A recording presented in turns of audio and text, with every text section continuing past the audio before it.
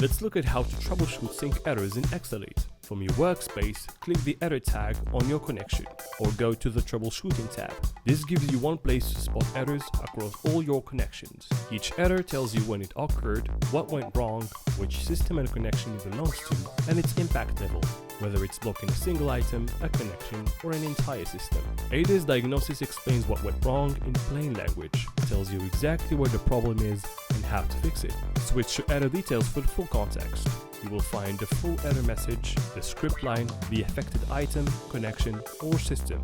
Now let's fix it. Follow the link to the connection, create a new draft version, update the script, or ask Aida to fix it for you and publish.